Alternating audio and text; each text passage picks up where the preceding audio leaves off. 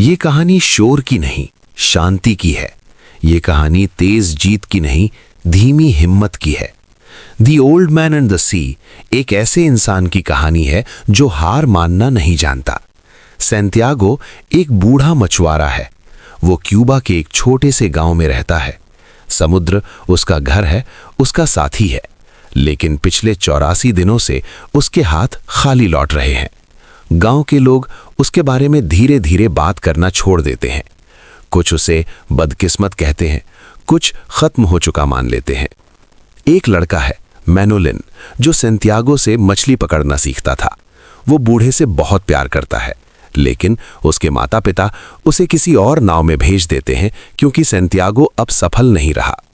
फिर भी लड़का हर दिन उसकी मदद करता है, उसके लिए खाना लाता है और उसके साथ सपने देखता है। सैंटियागो कम बोलता है, लेकिन उसकी आंखों में समुद्र की गहराई है। वो हार की बात नहीं करता।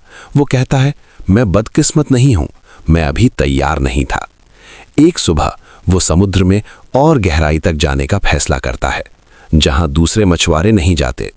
वो जानता है कि ये जोखिम है, लेकिन वो ये भी जानता है कि बड़े सपने किनारे पर पूरे नहीं होते।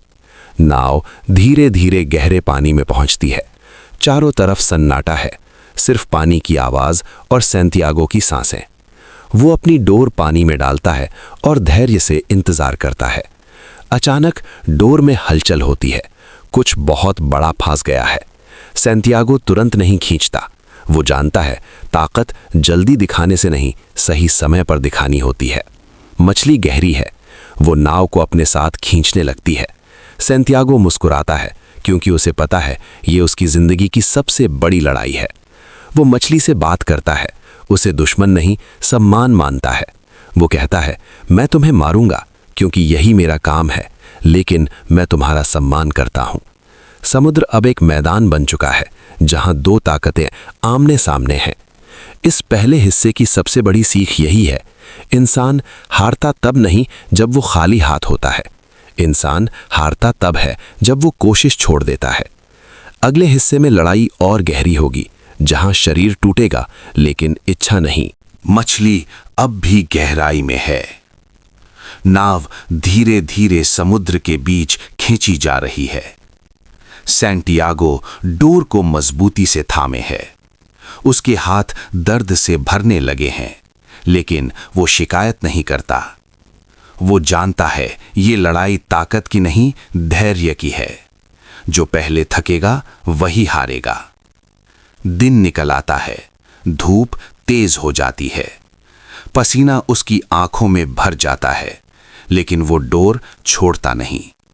वो मछली से बात करता है, जैसे वो कोई जीव नहीं बल्कि उसका साथी हो।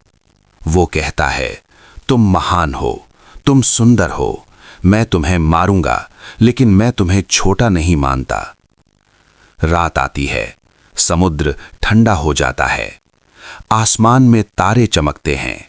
सैंटियागो अकेला है, लेकिन डरा नहीं। उसे लड़के की याद आती है। वो सोचता है, काश मैनुलिन यहां होता। लेकिन वो जानता है ये लड़ाई उसे अकेले ही लड़नी है। डोर उसके हाथ काटती है।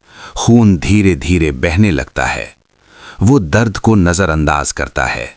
उसके लिए दर्द दुश्मन नहीं, दर्द सिर्फ एक संकेत है कि वो अब भी जिंदा है। दूसरा दिन शुरू होता है। मछली थकने लगी है, लेकिन वो अब भी हार नहीं मानती। सैंटियागो अपनी सारी ताकत एक साथ इकट्ठा नहीं करता। वो थोड़ा थोड़ा खींचता है।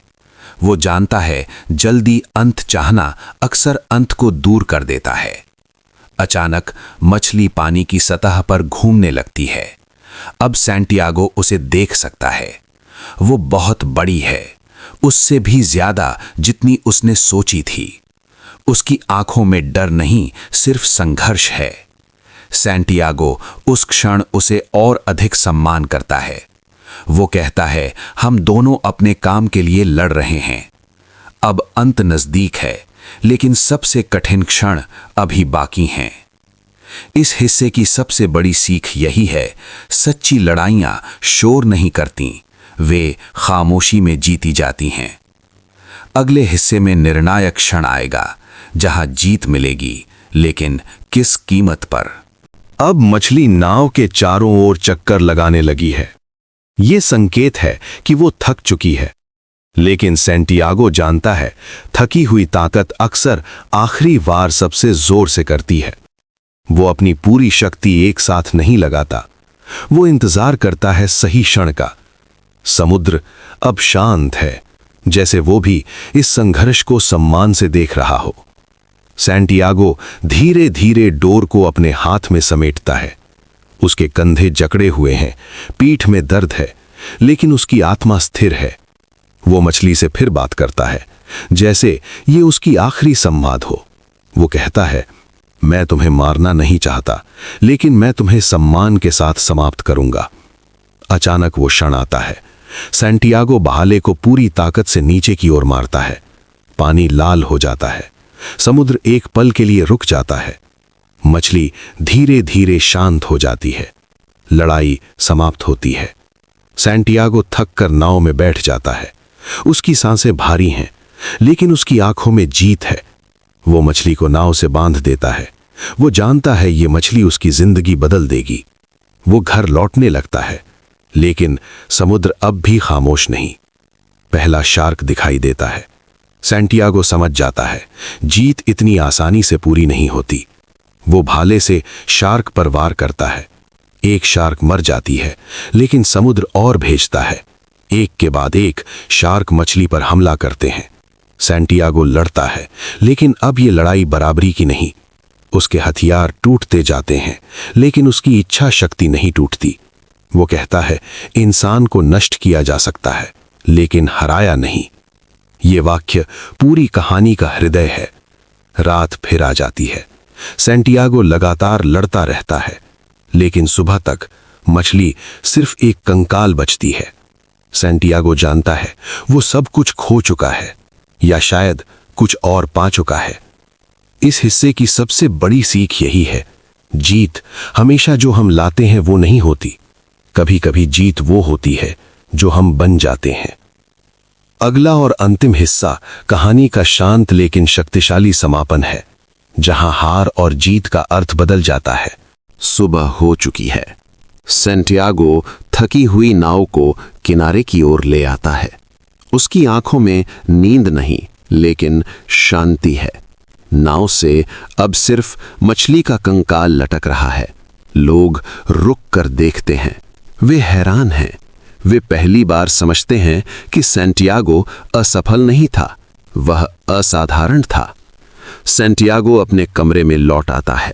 वह अपने बिस्तर पर गिर जाता है और गहरी नींद में चला जाता है।